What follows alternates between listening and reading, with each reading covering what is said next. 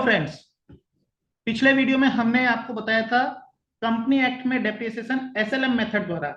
आज हम इस वीडियो में बताएंगे company act depreciation WDV method द्वारा। तो कंपनी एक्ट में दो डेप्रिसिएशन मेथड काम आते हैं ज्यादातर, एक एसएलएम मेथड, दूसरा डब्ल्यूडीवी मेथड। और इनकम टैक्स का डेप्रिसिएशन चार्ट का वीडियो हमारा ऑलरेडी बनाया हुआ है, तो वो इनकम टैक्स के लिए काम आता है। तो कंपनी एक्ट में डेप्रिसिएशन डब्ल्यूडीवी मेथड के थ्रू कैसे करना है, उसके लिए आज हम पूरा इस वीडियो में देखेंगे। देखो, इसके लिए सबसे पहले हम टीडीएल को लोड कर देते हैं। मैंने यहाँ टीडीएल को लोड कर दिया है। टीडीएल को लोड करने के बाद एड ऑन फीचर में जाना है, enable WDV method depreciation company act वाले ऑप्शन को इनेबल कर देना है। अब यहाँ पे वापस मेथड वही है, यहाँ पे 365 डेज इन ईयर और एक कैलेंडर ईयर। आपके पास कैलकुलेशन करने के दो मेथड है। आप कोई भी साल को 365 डेज मान के चल रहे हैं, या कैलेंडर ईयर के लिए, कैलेंडर ईयर का मतलब हुआ जो 366 दिन का साल होगा वो 366 दिन होगा, 365 दिन का होगा तो 365 दिन होगा। तो कैलेंडर ईयर और 365 डेज के बीच में ये है। आप मेथड अपने हिसाब से ले सकते हैं। जैसे कि मैंने यहाँ पे ले लिया है कैलेंडर ईयर, मैंने कैलेंडर ईयर ले लिया, तो जो कैलेंडर ईयर होगा उसके हिसाब से चलेगा। 365 डेज लेके चलेगा तो 365 डेज के हिसाब से होगा। अभी जैसे पिछले मेथड में बताया था, वैसे ही यहाँ पे देखो गेटवे ऑफ टैली पे आपके दो ऑप्शन आ चुके हैं, WDV old assets entry, WDV new assets entry. ठीक है ना। उसको करने से पहले आपको एक चीज का ध्यान रखना है, एक आपको फाइल दी जाएगी, ये एक एक्सेल फाइल है जो कि आपको डी ड्राइव के अंदर कॉपी पेस्ट करनी है। ये आपको एक फाइल, हमारे जब आप टीडीएल लोगे तो आपको ये फाइल दी जाएगी। इसमें आपके डब्ल्यूडीवी मेथड से जो रेट ऑफ डेप्रिसिएशन है वो कैलकुलेट होकर आ जाएगी आपकी टैली के अंदर। तो ये फाइल आपकी कंपल्सरी डी ड्राइव के अंदर होना जरूरी है, और ये फाइल आपको दे दी जाएगी, आपको बस उसको कॉपी पेस्ट करके डी ड्राइव में डाल देना है। ठीक है।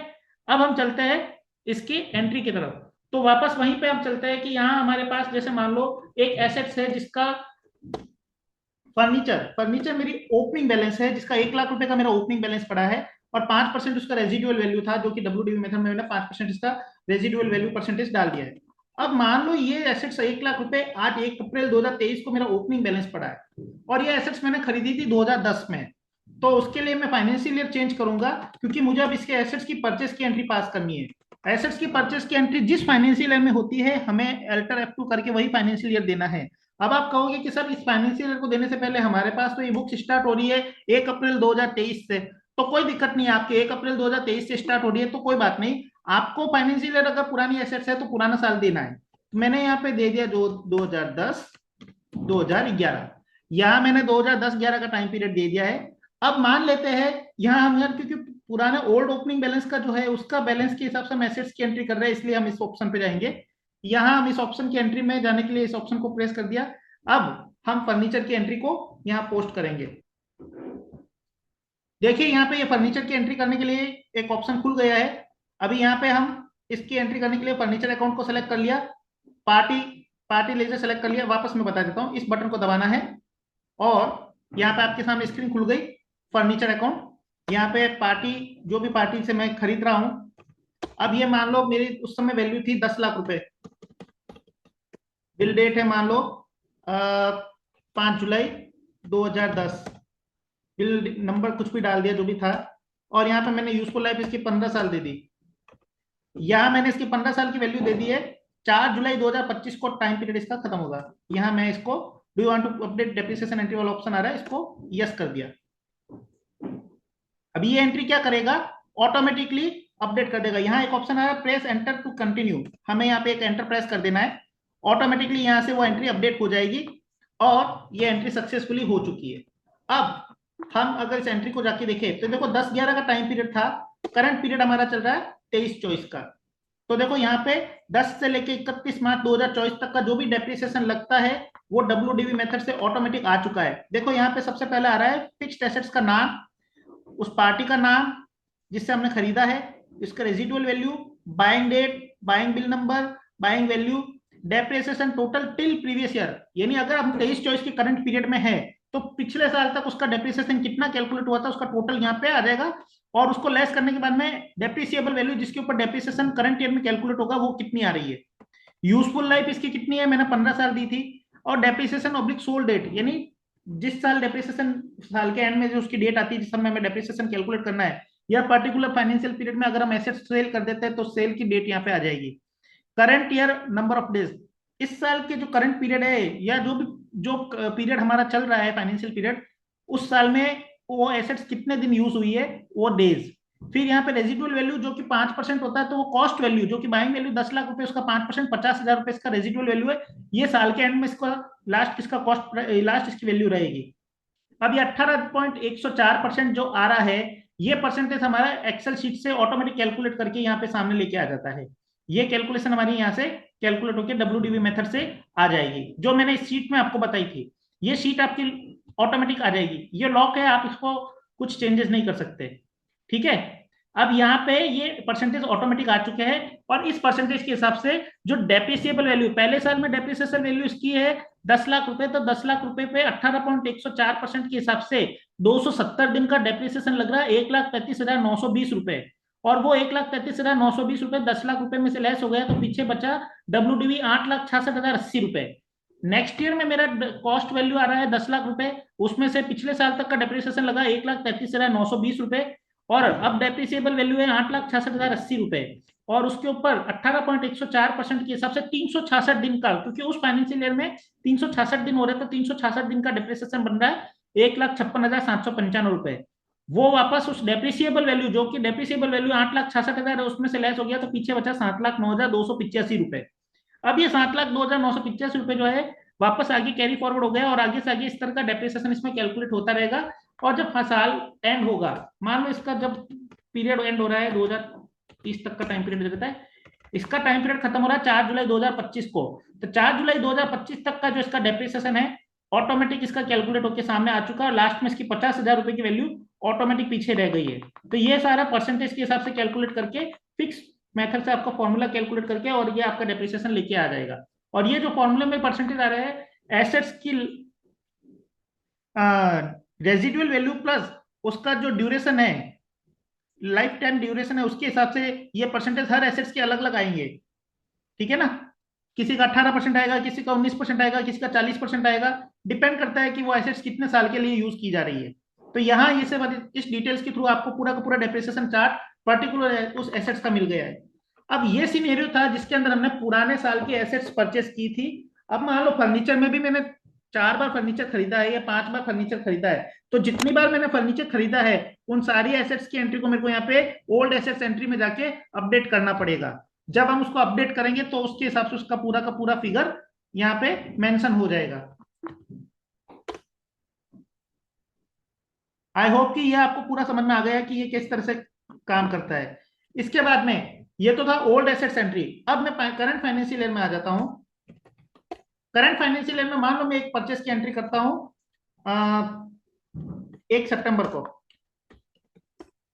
1 सितंबर को मैं कोई एसेट्स परचेस करता हूं। यहाँ पे मैं प्लांट एंड मशीनरी ले लेता हूं। प्लांट एंड मशीनरी मैंने लिया है। इस प्लांट एंड मशीनरी के अंदर भी मैंने रेजिडुअल वैल्यू डाल दिया है, परसेंटेज डाल दिया 5%। अब ये जो प्लांट एंड मशीनरी है इसकी मैं परचेज एंट्री पास कर रहा हूं 1 सितंबर को। मैं मान लो इसको 10 लाख रुपए वैल्यू दे देता हूं। ये मैंने एसेट्स, आप सीजीएसटी एसजीएसटी जो भी लगाना है आप लगा सकते हैं। मैं फिलहाल अभी इसको कुछ नहीं दे रहा हूं, क्योंकि वो आप डाल देना जो भी आपको करना है। पर प्रॉपर वे में परचेस की एंट्री आप जनरल के थ्रू करो चाहे परचेस के थ्रू करो, आपके एसेट्स वैल्यू उसके हिसाब से कैलकुलेट होकर आ जाएगी। अभी यहाँ पे मैंने ये वैल्यू डाल दिया है। ये एंट्री मेरी 1 सितंबर 2023 को हो रही है, क्योंकि ये बीच में शुरू हो रही है, तो इसका 1 सितंबर 2023 से 31 मार्च 2024 तक का फर्स्ट ईयर का डिप्रिसिएशन लगेगा। उसके बाद में जो कंटिन्यू ईयर है उस समय तक चलेगा। अभी यहाँ मैंने ये एसेट्स परचेस कर लिए, एक एसेट्स में और परचेस की एंट्री कर लेता हूँ। मान लो वो एसेट्स में 1 जनवरी को परचेस करता हूँ। मैं प्लांट एंड मशीनरी को ही ले लेता हूँ। 5 लाख रुपए की वैल्यू ले ली। 2 बार मैंने एसेट्स परचेस किए। इसी तरह से जितने पूरे साल में जितनी भी एसेट्स हमने परचेस किए उसका पूरा रिकॉर्ड मेंटेन हो जाएगा। अब WDV न्यू एसेट्स एंट्री के ऊपर हम क्लिक करेंगे। पहले ओल्ड एसेट्स का था, अभी न्यू एसेट्स का। ये देखो हमारे सामने जितनी भी एंट्री की एसेट्स की वो सामने आ चुकी है। अब मैं इस एंट्री के अंदर केवल मुझे यूजफुल लाइफ देनी है, बाकी वैल्यू ऑटोमेटिक फैच होकर आ चुकी है। मैंने इस पे 15 ईयर्स का टाइम दिया और इसको यस कर दिया। अभी ये वापस वही चीज हो रही है, एंट्री को अपडेट कर रहा है। प्रेस एरो की टू कंटिन्यू। अभी ये एंट्री कंटिन्यू अपडेट हो रही है, हो चुकी है। Entry done successfully. अब नेक्स्ट एंट्री है। नेक्स्ट एंट्री देखो, एक एसेट्स की एंट्री जा चुकी है, दूसरी एसेट पेंडिंग है, उसको भी मैं ले लेता हूँ। 15 साल का टाइम पीरियड दे दिया, इसको भी मैं कर लेता हूँ अपडेट। प्रेस एनी की टू कंटिन्यू, यस मैंने कर दिया, और ये एंट्री भी मेरी अपडेट हो चुकी है। इस तरह से मुझे सारी एसेट्स की एंट्री जो भी मैंने परचेस की है अपडेट कर देनी है। अब ये करने के बाद में मेरा जब कंपनी एक्ट डेप्रिसिएशन मेथड से मैं इसको खोलूंगा तो ऑटोमेटिक मेरा देखो डेप्रिसिएशन चार्ट आ जाएगा। अभी यहाँ डेप्रिसिएशन चार्ट ऑटोमेटिक उस एसेट्स की जो वैल्यू है उसके हिसाब से कैलकुलेट करके सामने दिखा रहा है।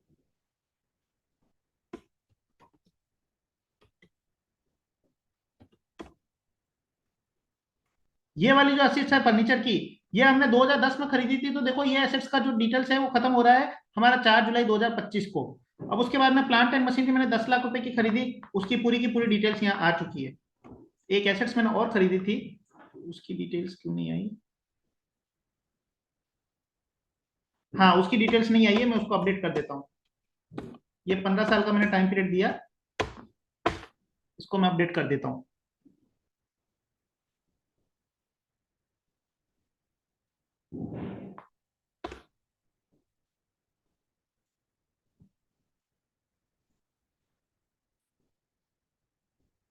ये एसेट्स भी अपडेट हो चुकी है। अब हम देखेंगे तो यहाँ पे देखो करंट ईयर के अंदर 3 एसेट्स है, तीनों एसेट्स की पूरी डिटेल आ गई है। फर्नीचर जो पहले से खरीद रखा है उसके ऊपर देखो प्रीवियस ईयर तक का 9,21,000 का डेप्रिसिएशन है। अभी डेप्रिसिएशन वैल्यू उस पर 78,000 रुपए की आ रही है, उस पर 18.104% के हिसाब से कैलकुलेट हो रहा है। अब देखो प्लांट एंड मशीनरी के अंदर भी मैंने 5% रेजिडुअल वैल्यू लिया और ड्यूरेशन इसकी 15 साल ली है, तो उसका परसेंटेज फिक्स हो गया, 18.104% आ रहा है। अगर मैं इसकी 20 साल की वैल्यू लेता तो उसके हिसाब से उसका परसेंटेज चेंज हो जाता। अब यहाँ पे भी इसने इसके कैलकुलेशन करके देखो 10 लाख रुपए की वैल्यू थी, उसमें से इसकी रेजिडुअल वैल्यू को 50,000 रुपए को लेस कर लिया, और उसके बाद में ये डेप्रिसिएशन कैलकुलेशन उसके हिसाब से करंट ईयर में इसने 213 दिन का लगाया इस एसेट्स के ऊपर, इसके ऊपर 91 डेज का लगाया है, और आगे कंटिन्यू चलता रहेगा। अब मान लो मुझे पर्टिकुलर किसी एक एसेट्स का चार्ट देखना है, मैं इस एसेट्स का चार्ट लेता हूँ, और मुझे इस एसेट्स का पूरा चार्ट देखना है, तो मैं फिल्टर लगा के इसका पूरा चार्ट देख सकता हूँ। ये मेरा पूरा 15 साल का रिकॉर्ड आ चुका है, और 31 मार्च 2038 को मेरी एसेट्स की वैल्यू खत्म हो जाएगी। यानी कहने का मतलब जो 50,000 रुपए रेजिडुअल वैल्यू रहेगी वो रहेगी, उसके बाद में ये जितना भी डेप्रिसिएशन है ऑटोमेटिकली कैलकुलेट होकर आपके सामने आ जाएगा।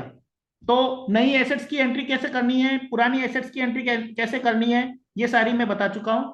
अब मान लो आपने कोई एंट्री गलत कर दी है, तो उसे रिमूव करने का वही सिस्टम है।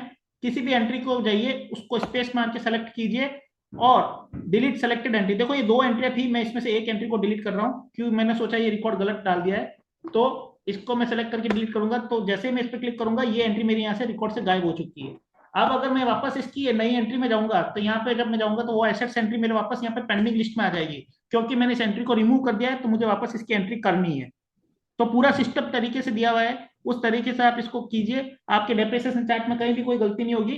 प्रॉपर वे में ईयर टू ईयर आपकी हर एसेट्स को डिटेल्स के साथ में पूरा ईयर टू ईयर चार्ट बना के आपको सामने दे देगा। WDV मेथड का मैंने इसमें आपको पूरा डिटेल्स बता दिया है। इससे प्रीवियस वाले वीडियो में मैंने SLM मेथड से कैलकुलेशन बता दी थी। तो ये दोनों मेथड आपके इसमें कंपनी एक्ट में सक्सेसफुली वर्क कर रहे हैं। अगर मुझे पूरा रिकॉर्ड डिलीट करना है, मैं क्लियर ऑल एंट्रीज के ऊपर क्लिक करके इसको रिमूव कर सकता हूं। आप इस डिटेल्स को एक्सेल में एक्सपोर्ट करके प्रॉपर वे में आप अपना चार्ट देख सकते हो, और इसको एक्सेल भी एक्सपोर्ट करके ले भी सकते हैं। तो ये था हमारा WDV मेथड से depreciation calculation. Thank you for watching.